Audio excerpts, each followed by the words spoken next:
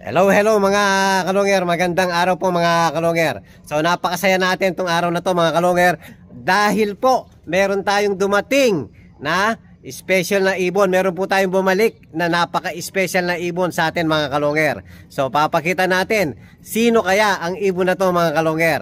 So eto po, kasisilip ko lang mga kalongger. So bigla tayong sumaya dahil nga nakita natin tong ibon na to. So papakita na po natin si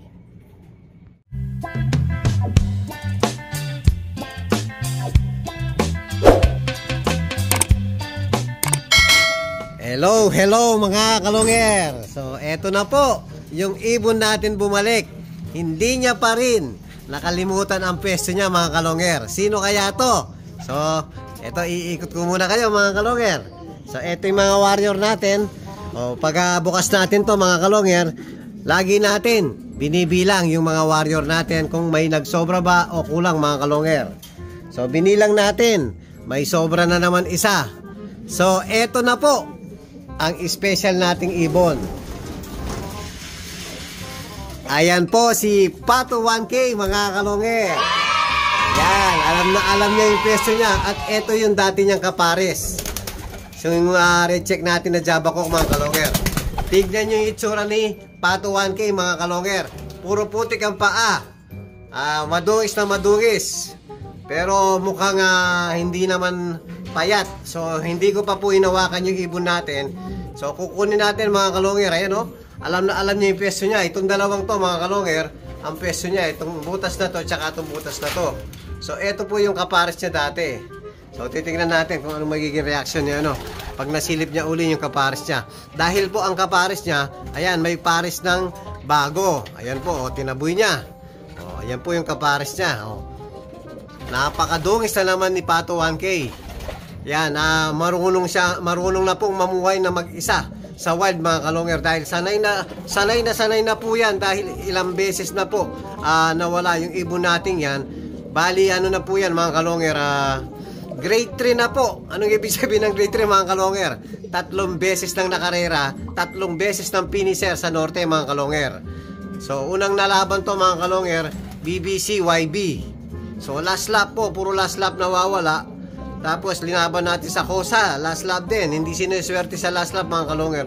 Pero napakakunat ng ibon natin. Ayan, nagsiselos mga kalongger dahil may kapares na iba. Yung dati niyang kapares. Ayan, nagsiselos siya parang hindi man nawala. So nawala po si Pato 1K nawala po ng Gataran, Cagayan, November 2 po mga kalongger. Dahil pinakawalan yung ibon natin nun, iniwasan po yung bagyo, pinakawalan ng Saturday po. Nagbasket tayo ng Thursday mga kalongger. So hindi po nakabalik ng Gataran, Cagayan yung ibon natin. So nawala po siya ng 24 days. Dahil ngayon mga kalongger, November 26 tayo ngayon. So nawala ng November 2. So 24 days pong wala si Pato 1K. Yan. So ang gagawin natin mga kalongger, kukunin muna natin si Pato 1K. Dahil kasalukuyan po hindi pwedeng magtagal dito sa Pato 1K. Dahil nga kargado ng virus yung mga ibon natin ngayon kasalukuyan. Ginagamot pa rin natin. Tinamaan ulit tayo ng adeno mga kalongger. So kasalukuyan na-stop tayo ng training dahil nga kasalukuyan nagpapagaling yung mga warrior natin dahil sa adenovirus mga kalongger. Kung hindi natin maagapan ang adeno, mauubos po ang mga ibon natin mga kalongger.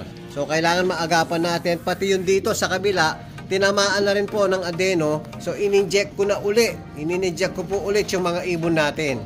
So kailangan maagapan natin. Na-late na tayo ng 2 training mga kalongger. So sana po makahabol ng ibon natin. Buti training pa lang, tinamaan na tayo habang malapit yung training. Ang mahirap po pag derby na or malapit na yung derby, sigurado talo na po tayo pag gano'n mga kalongger. So kukunin muna natin si Pato 1K. Ihiwalay natin, ibubukod natin ng cage. Lalagay natin siguro sa may kubo lang para nasisilip niya pa rin yung dati niyang kulungan, dati niyang loft. Kasi hindi rin natin pwedeng isali sa baba dahil nga galing sa wild, baka may dala din siyang virus mga kalongger. So ang gagawin natin, ibubukod ko muna yung pangako ko kay Pato 1K mga kalongger. hindi ko na siya ilalaban. So, i-recover natin mga kalongger.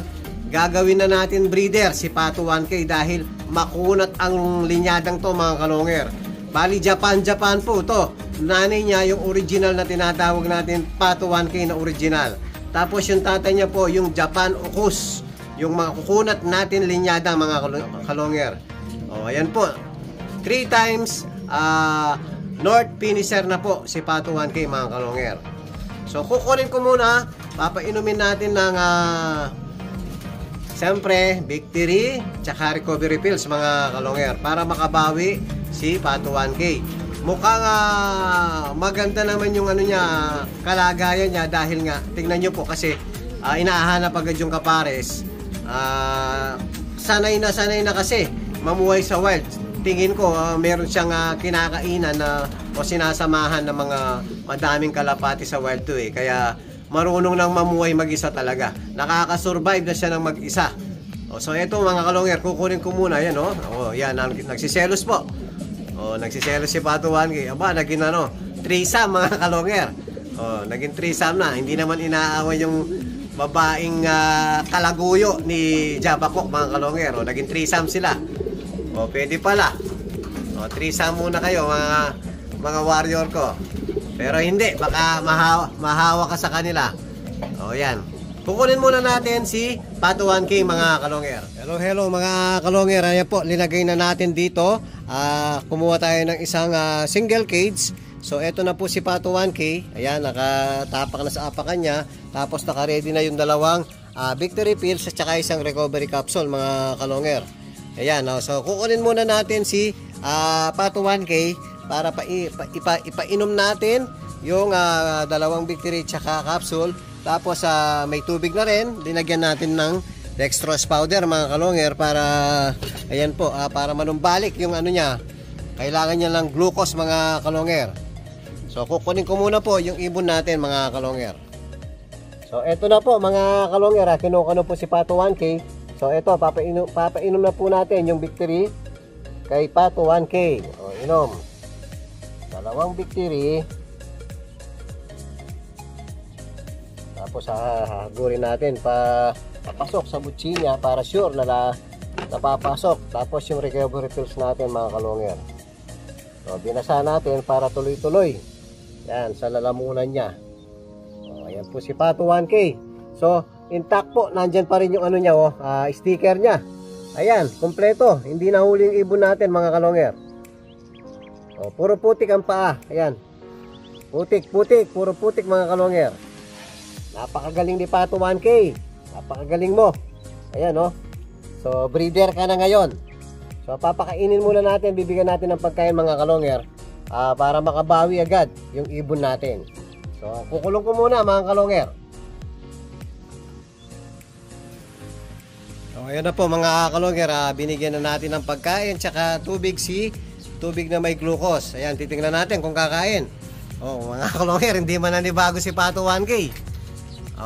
Dahil nga nakikita niya yung paligid niya, kabisado niya yung paligid niya mga kalongger, so hindi man nanibago. So mga ilang araw dito muna si mga 5 days siguro o hanggang 1 week dito muna si Pato 1K hanggang makarecover siya. Tapos pwede na natin isama dun sa istaka natin sa baba mga kalongger. Hindi na natin isasama dun sa loob natin dahil nga kargado ng virus kasalukuyan yung loob natin. So kailangan mahiwalay na si Pato 1K para sure na hindi po mga hawa kung meron man siyang kung kargado man siya ng virus pinanggalingan niya dahil galing sa wild, hindi natin maiiwasan na hindi magdala ng virus yung mga ibon na galing sa wild mga kalongger.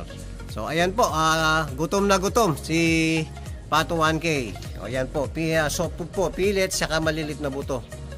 Yan, ubusin mo yan para agad ka makabawi.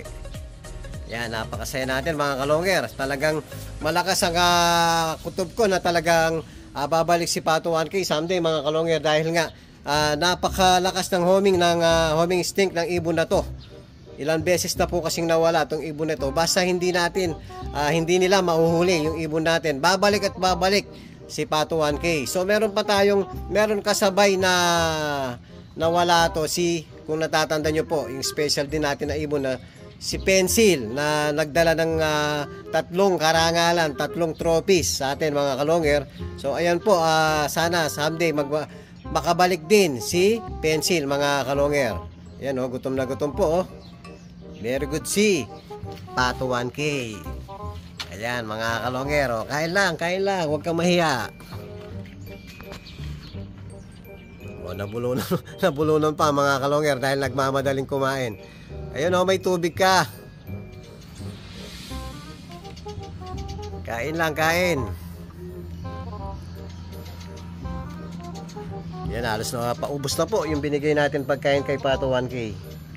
So napakaganda ng pwesto mo Napaka-presko ng pwesto mo. Nasa kubo ka ngayon. So nasisilip mo pa rin yung dati mong kulungan. Pag pinakawalan natin yung mga kasama mo, yan, mga kakilala mo rin dati. So yan po, maraming salamat kay Pato 1K at nakabalik siya. So gagawin na natin, breeder, mga kalonger. Yan po yung update natin kay Pato 1K, mga kalonger. At kung bago pa lang kayo sa akin channel, huwag kalimutan mag-subscribe, like, and share. At pakipindot na rin po yung notification bell, pati na rin po yung all para updated kayo sa mga bagong video natin. So yun lang po mga kalonger. Maraming salamat po. Keep safe and God bless.